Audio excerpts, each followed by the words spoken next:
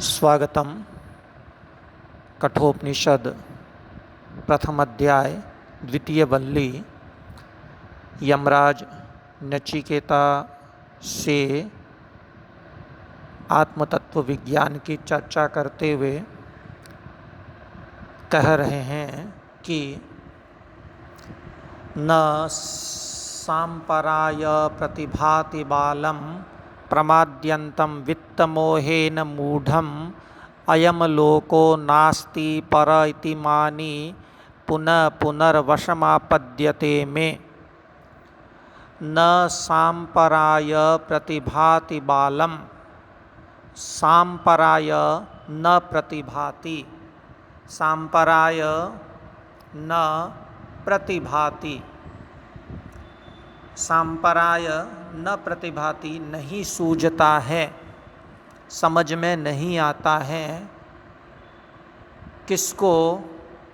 बालम, बाल को। बालक से तात्पर्य जो ज्ञान से युक्त न हो उसे हम बालक कहते हैं, यानी अज्ञानी को। प्रमाद्यंतम, प्रमाद करने वाले, अर्थात केवल पुत्र पशु धन इत्यादि में ही आसक्त रहने वाले। वित्त मोहेन मूढ़म, और वित्त के मोह से मूढ़ बने हुए, विवेक रहित बने हुए बालम अज्ञानी को सांपराय न प्रतिभाति, सांपराय समझ में नहीं आता है। सांपराय किसको कहते हैं? मरने के बाद प्राणी जिस लोक को प्राप्त करता है उसे संपराय कहते हैं। संपराय यानी परलोक, और परलोक प्राप्ति का जो साधन है उसे कहा गया यहाँ सांपराय। तो सांपराय परलोक प्राप्ति का साधन, प्रमाद्यंतम प्रमाद करने वाले, वित्त मोहेन मूढ़म वित्त के धन के मोह से मूढ़म मूढ़ बने हुए, विवेकहीन बने हुए बालम अज्ञानी को न प्रतिभाति समझ में नहीं आता है। अयम लोको नास्ति पर इति मानि, अयम लोक यही लोक है जो प्रत्यक्ष दिखाई दे रहा है, हम उसी को मान रहे हैं। अयम लोक यही लोक है। नास्ति परह, परह नास्ति, परलोक है ही नहीं। यदि होता तो दिखाई तो देता। तो इति मानी ऐसा मानने वाले, ऐसा मानने वाला पुनः पुनः बारंबार में मेरे मुझ यमराज के वशम आपद्यते, वश में आ पड़ता है, मेरे चंगुल में फंसता रहता है।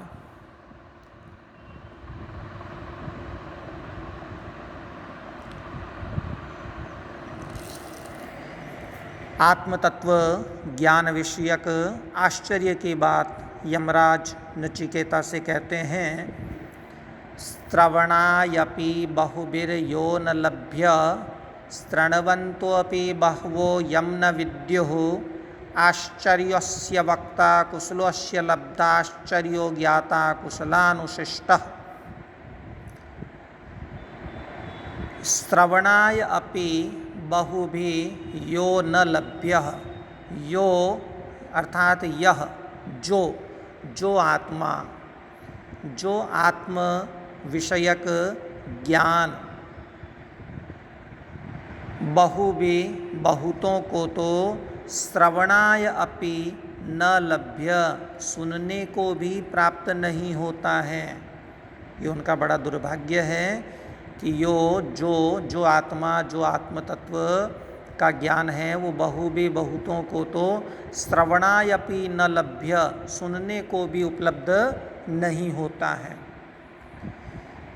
किन्हीं के सुकर्म होते हैं तो वो सुन लेते हैं, लेकिन यहाँ भी जिसके अच्छे सुकर्म होते हैं वही सुन करके समझ पाता है।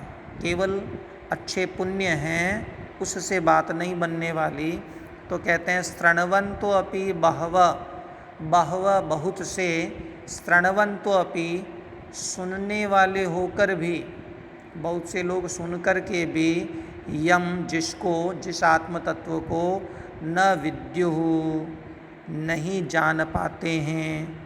सुनने को तो मिल गया, लेकिन बहुत से लोग उस आत्म तत्व को नहीं जान पाते हैं। आश्चर्यो अस्य वक्ता, अस्य इस आत्म तत्व को, वक्ता बताने वाला, इस आत्म तत्व का उपदेश देने वाला उपदेशक आश्चर्य हैं, अद्भुत हैं कि उसने उस आत्म तत्व को जाना भी है और उसकी अभिव्यक्ति भी उसे करनी आती है।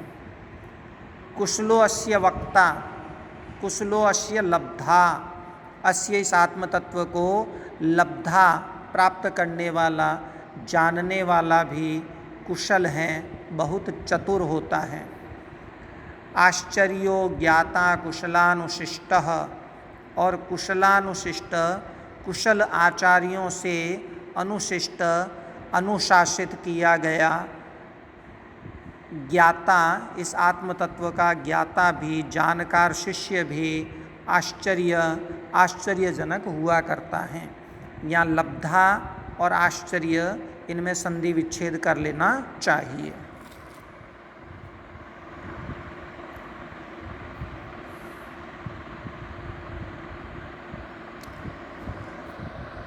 पुनः यमराज कहते हैं कि इस आत्म तत्व को अधम मनुष्य से जाना नहीं जा सकता है। जो भेददर्शी है उससे हम इसे नहीं समझ पाते। इसको वही समझा सकता है जो अभेददर्शी हो, जो जीव और ब्रह्म की एकता को जानता हो, जो जीव और ब्रह्म को पृथक पृथक नहीं मानता हो, वही इसे समझा सकता है। न नरेणावरेण प्रोक्त एष सुविज्ञेयो बहुधा चिन्त्यमान अनन्य प्रोक्ते गतिरत्र नास्ति अणीयान्यतर्क्य मणु प्रमाणात्। नरेण अवरेण, अवरेण नरेण, अवर अधम, अधम का मतलब जो पुत्र पशु धन आदि में आसक्त रहने वाला है, ऐसे अधम नरेण मनुष्य के द्वारा प्रोक्त कहा गया।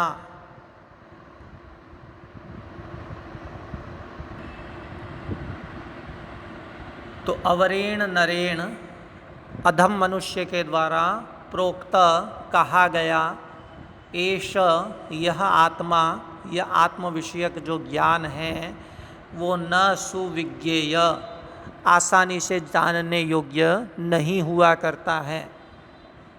क्योंकि यह आत्मा जो है वो बहुधा चिन्त्यमान है, बहुत प्रकार से विचार किया गया है, अलग अलग दर्शनों द्वारा, उसमें भी अलग अलग वादियों द्वारा, आचार्यों द्वारा बहुत प्रकार से इसमें विचार किया गया है, विवाद किया गया है। इसलिए वह सब अधम मनुष्य के द्वारा कहे जाने पर समझ में नहीं आएगा। हाँ, अनन्य प्रोक्ते, अनन्य के द्वारा, जो अभेददर्शी हैं, जो जीव और ब्रह्म की एकता को जिसने जान लिया है, उसके द्वारा प्रोक्ते कहे जाने पर अत्र यहाँ इस आत्म तत्व के विषय में गति नास्ति, गति यानी विवाद या विकल्प नहीं रहता है। कारण कि यह ही यानी क्योंकि यह आत्म जो तत्व है वो अणु प्रमाणात अणीयान, अणु प्रमाणात, अणु प्रमाण से भी, परमाणु का जो परिमाण होता है, प्रमाण होता है, जो अत्यंत सूक्ष्म होता है, जिसे हम देख नहीं पाते, उससे भी अणीयान है, उससे भी सूक्ष्मतम है।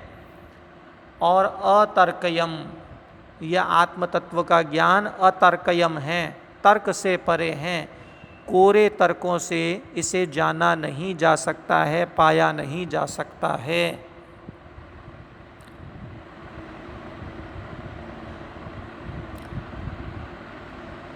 पुनः यमराज कहते हैं नैषा तर्केण मतिरापनेया प्रोक्तान्येनेव सुज्ञानाय प्रेष्ठ याम त्वमाप सत्यधृतिर्बतासि त्वान्द्रगन्यो भूयान्नचिकेत पृष्टा। ऐसा मति, यह आत्मतत्व विषयक मति तर्केण, तर्क के द्वारा न आपनेया, नहीं प्राप्त की जा सकती है। ऐसा मति, यह आत्मतत्व विषयक मति तर्केण, तर्क के द्वारा न आपनेया, न प्रापणीया, नहीं प्राप्त की जा सकती है। प्रोक्ता अन्येनेव सुज्ञानाय प्रेष्ठ, हे प्रेष्ठ, हे प्रियतम, नचिकेता बहुत मेधावी है, उसे जो समझाया जाता है वह तुरंत हृदयंगम कर लेता है, इसलिए वह यमराज का प्रियतम शिष्य होने के कारण यमराज कहते हैं प्रेष्ठ, हे प्रियतम, अन्येन एव, अन्य के द्वारा ही, जो अभेददर्शी हैं उसके द्वारा प्रोक्ता मने कहा, कही गई जो आत्म विषयक मति है वही सुज्ञानाय, सम्यक ज्ञान के लिए हुआ करती है। और याम, जिसको, जिस मति को, आत्मतत्व विषयक मति को सत्य धृति, सत्य में ही धैर्य रखने वाले तुमने आपह प्राप्त कर लिया है, वो सब यमराज के आशीर्वाद से उसे प्राप्त हुआ है।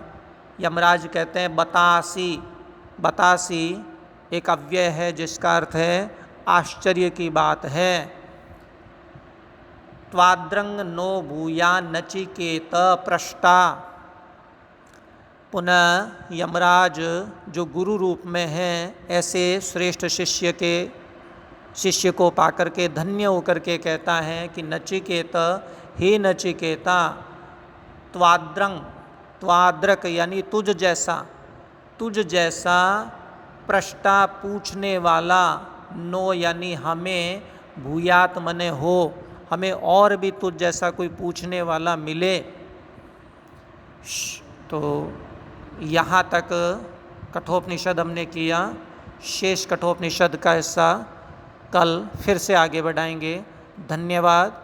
यह बहुत गंभीर विषय है, इसे पूरी एकाग्रता से जानें और समझें।